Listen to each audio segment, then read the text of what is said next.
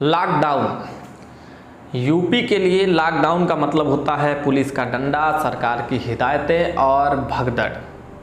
नमस्कार, मैं हूं राणा सिंह और एक बार फिर से स्वागत है आपका theatinews.com पे। और आज हम बात करने वाले हैं लॉकडाउन पर। कर्फ्यू और लॉकडाउन जैसे शब्दों को लेकर पहले जहां एक तरफ लोग डर जाया करते थे, यहीं पिछले ही साल अगर लॉकडाउन की स्थिति की बात की जाए तो एक इसमें डर का, एक नियम का माहौल बना रहता था। लेकिन वहीं दूसरी तरफ जहां कोरोना एक विकराल रूप में दूसरी लहर में लोगों पर लगातार हमले बरपा रहा है, वहीं दूसरी तरफ अगर बात करें लॉकडाउन के नियमों की तो लगातार हर दिन, हर समय, हर वक्त धज्जियां उड़ते नजर आ रही हैं। पुलिस प्रशासन भी इन सब चीज़ों को लेकर कहीं ना कहीं अब ये समझ चुका है कि जो नासमझ हैं उनको समझाना ही व्यर्थ है। ये बातें मेरी कहीं नहीं, कुछ जौनपुर जिला के एक इंस्पेक्टर की कही बातें हैं। आपको बता रहे हैं कि स्थिति ये है कि लगातार बेडों की, ऑक्सीजन की, दवाओं की आवश्यकता बढ़ती जा रही ज़िले में, और वहाँ भरपाई कर पाना इन सब चीज़ों का कहीं ना कहीं जिला प्रशासन के लिए भी मुश्किल है। उस स्थिति में लॉकडाउन ही एक अंतिम विकल्प था, जिसको फॉलो करके, जिसका नियमों का पालन करके लोगों को कोरोना के मुंह में जाने से बचाया जा सकता था। लेकिन आपको तस्वीरों के माध्यम से हम कुछ दिखा रहे हैं। ये सीन है भैया जौनपुर के ओलनगंज के गलियों का। यहाँ लॉकडाउन का मतलब ही कुछ नहीं है। बताते हैं कि यहाँ नॉक करने पर दुकानों का शटर धीरे से ऊपर उठता है और सामानें मिल जाती हैं। तो आप ये धूल किसकी आंखों में झोंक रहे हैं? अगर वास्तविक रूप से बात की जाए तो यहाँ पर असलियत में कोई लॉकडाउन, कोई कर्फ्यू नहीं है। एक पर्दा जिसे कह सकते हैं, दुकानों का शटर जो गिरा दिया जा रहा है और लोगों के द्वारा एक मैसेज दिया जा रहा है प्रशासन को कि वो लॉकडाउन है। लेकिन प्रशासन भी कहीं ना कहीं जान चुकी है कि ये कितना नियमों का पालन करते हुए नजर आ रहे हैं। लगातार कस्टमर्स का, दुकानदारों का तालमेल बना हुआ है। देखिए, ये कारण भी दो तरीके से कहा जा सकता है। पहला तरीका ये है कि पहला कारण ये है कि शादियों का कैंसिल ना होना और शादियों के लिए तमाम खरीदारी करना, जिसके लिए लगातार दुकानें खुली हैं। ज्वेलरी शॉप से आप जब गुजरेंगे तो आपको लगेगा कि हाफ शटर सारे ज्वेलर्स के खुले हैं। पैसों से मजबूत इन ज्वेलरी शॉप को ये समझ में आता है कि नियम नाम की कोई चीज़ नहीं होती है, कोई नियम का पालन नहीं हो रहा। लगातार सरकार के बातों की अवहेलना हो रही है। कुछ कहने पे सरकार पे ही टारगेट रखा जा रहा है, उन पर ही इस तरीके की बात की जा रही है। तस्वीरों के माध्यम से लगातार हम आपको जौनपुर की स्थिति को दिखा रहे हैं। यहाँ लॉकडाउन का क्या अर्थ है ये देखें। इसके साथ ही साथ हम सुनाते हैं आपको एसओ कोतवाली की वो बातचीत जिस पर हमारी और उनसे बात हुई थी लॉकडाउन को लेकर।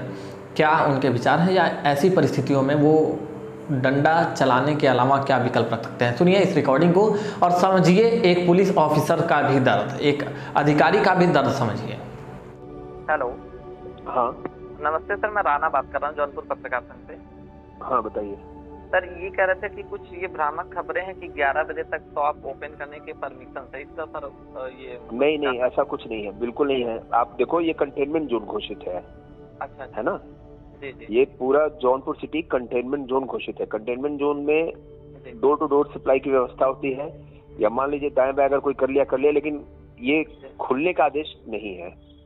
सर, अभी मैं बैठा था ओलनगंज में, काफी ज्यादा स्थिति खराब है, तो ये आपका एरिया, बस मैंने सोचा आप ही से पहले बात कर लें। यहाँ से नहीं, अब ऐसा ना यार, देखो अब क्या करें, अब हम लोग सारा किसको लाठी मारे, किसको, जब लोगों को समझ में नहीं आ रहा है, कुछ नहीं कर रहा, लोग अपने घरों के अंदर घुसेड़ के सामान बेच रहे हैं। तो अब देखिए, अब जितनी सख्ती कर सकते हैं, जितना पालन करा सकते हैं, उतना तो करा ही रहे हैं। जी, मैं पर्सनली सर आपसे ये रिक्वेस्ट है, क्योंकि चीजें क्या है, एक पत्रकार, एक प्रशासन, ही दोनों लोग मतलब एक पारदर्शिता को बनाए हैं। यहाँ पर इन सब चीजों का सर थोड़ा सा ऑकवर्ड ये लगा था कि बहुत ज्यादा ही भीड़ है। अगर नॉर्मल बेसिक लोग आते हैं, खरीदारी करते हैं, आ रहा हूँ मैं उधर ही एक बार आ रहा हूँ। ठीक है, यहाँ भीड़ ज्यादा है, थोड़ा देखें। ठीक है, ओके, थैंक यू सर। ठीक है।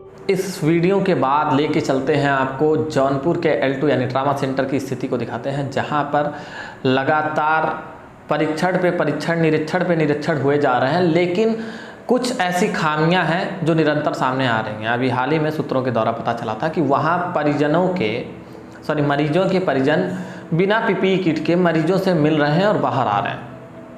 इस आइसोलेशन का, इस क्वारंटाइन का क्या अर्थ निकलता है कि जब उसके परिजन डायरेक्ट उनके पास जा रहे हैं, उनसे मिल रहे हैं, उसके बाद वो फिर वापस से लोगों से मिल रहे हैं। तो एक जो वायरस है, जो कहा जाता है कि एक दूसरे से ही फैल रहा है, तो जब आप चैन तोड़ने के बजाय और चैन मजबूत कर रहे हैं तो इस कोरोना को हम आखिर कैसे हराएंगे।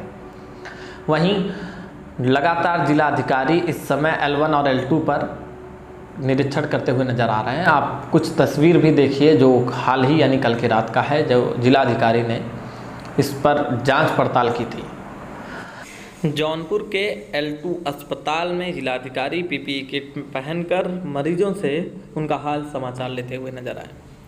वहां पर उन्होंने वहां की व्यवस्थाओं के बारे में वहां के लोगों से बात की।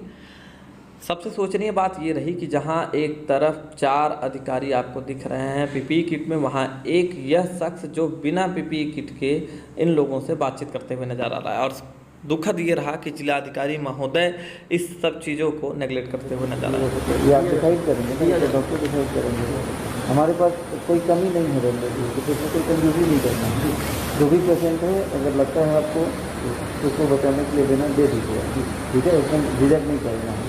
ये नहीं देखना है कौन। इसके अलावा प्राइवेट अस्पतालों को एक रेट दे दिया गया है सरकार के द्वारा कि आप इस मूल्य पर इलाज कर सकते हैं, और मूल्य भी ऐसा है जो गरीबों के लिए कोई भी राहत भरा नहीं है कि आपको अगर एक आप आम आदमी हैं, मतलब एक मिडिल क्लास फैमिली से हैं, तो भी आपके लिए प्राइवेट में कोरोना से इलाज करना संभव नहीं है। इस बारे में मैं स्पष्ट रूप से इस तरीके से कह सकता हूं कि 4000 के ऊपर नॉन वेंटिलेटर बेड की कीमत सरकार ने ही तय कर दी है। सूचना ये है कि जब आप 4,4800 रुपये के लगभग प्राइवेट अस्पतालों में सिर्फ और सिर्फ बेड का चार्ज देंगे, तो बाकी चीज़ों की कीमत क्या होगी। दूसरी तरफ जहां कई ऐसे प्रदेशों में ये बातें सामने आई है कि वहां के मुख्यमंत्री के द्वारा, वहां के जिला प्रशासन के द्वारा कई लोगों के सामूहिक प्रयास से जो कई ऐसे इलाज की प्रणाली है जो फ्री कर दी गई है, जो मुफ्त रूप से लोगों को दी जा रही है। वहीं दूसरी तरफ अगर जौनपुर की बात करते हैं तो ऐसा कोई भी मामला स्पष्ट नहीं आया है। सबसे बड़ी चीज़ CT स्कैन और जांच को लेकर लगातार लोगों में अफरा तफरी मची है। जहां CT स्कैन के लिए सरकार ने मानक रेट 4000 रुपये प्रति पर्सन यानी प्रति CT स्कैन रखा है, वहीं दूसरी तरफ 4500 से 5000 रुपये तक CT स्कैन के पैसे लिए जा रहे हैं। लैब के और भी टेस्ट हैं ब्लड से रिलेटेड, जो करवाने के लिए मरीजों को दबाव दिया जा रहा है, लोग करवा रहे हैं और मजबूरी में, यानी कहा जा सकता है कि ज़िंदगी बची है तो सब बचा है। कहते हैं कि एक पूरी ज़िंदगी की कमाई से एक घर बनाया और इस कोरोना के इलाज में उस घर को ही बेच दिया। तो ये तकलीफ़ का जो माहौल है, प्रशासन को इसमें चाहिए कि लोगों के प्रति एक अच्छी भावना के साथ उनके तकलीफ़ों को समझकर जो मूल्य चीज़ों का तय किया जा रहा है, जो इस समय की प्राथमिकी है दवाएं, ऑक्सीजन और बेड वगैरह का, इस पर एक फिर से विचार विमर्श करके कुछ एक ऐसा मानक तय करे जो लोगों के लिए सुखद हो। इस तरीके का रेट तय करना कहीं ना कहीं मरीजों के परिजनों के लिए काफ़ी भारी पड़ रहा है। हमारी जानकारी में भी कई ऐसे मरीज हैं जिन्होंने बेड को बस इसलिए एक्सेप्ट नहीं किया क्योंकि उनके पास उतने पैसे ही नहीं थे। कई अस्पतालों की स्थितियां सामने आई हैं जहां पर एक दिन में 50,000 से लेकर 1 लाख रुपए तक मरीज के नाम पर लिया जा रहा है, उनको ठीक करने के नाम पर कोविड की चिकित्सा के दौरान। तो ये कहीं ना कहीं यहाँ के प्रशासन की नाकामयाबी भी दिखाता है कि जो इस तरीके की रवैया पर रोक नहीं लगा पा रहे हैं। कालाबाजारी करने वाला जिस तरीके से एक दुकानदार दोषी होता है, उसी प्रकार से इन अस्पतालों पर कार्रवाई करनी चाहिए और इन पर जांच करके ये चीज़ स्टिंग के माध्यम से या खुफिया जांच के तरीके से ये स्पष्ट करा लेना चाहिए कि आखिर एक मरीजों से यह कितना ज़्यादा से ज़्यादा अवैध वसूली करा ले रहे हैं। कई ऐसे मरीजों का आरोप है कि जांचें जानबूझकर एक्स्ट्रा रखी जा रही हैं और जांचें गलत भी आ रही हैं। कोविड का कोई लक्षण नहीं है, उनके अंदर कोई ऐसा स्थिति भी नहीं उत्पन्न हो रही है, लेकिन रिपोर्ट इस तरीके से आ रही है जैसे पढ़ने के बाद डॉक्टर भी ऐसे ट्रीट कर रहे हैं कि जैसे मामला काफ़ी सीरियस हो गया है। तो प्रशासन से आखिरी यही निवेदन है कि इस कोविड सिचुएशन में, इस पैंडेमिक, इस महामारी में लोगों के साथ एक अच्छा रवैया अपनाते हुए लोगों के लिए कुछ सुखद फैसला लीजिए जिससे कि जौनपुर वासियों को कुछ राहत मिल सके। फिर मिलेंगे किसी और टॉपिक के साथ, तब तक के लिए धन्यवाद।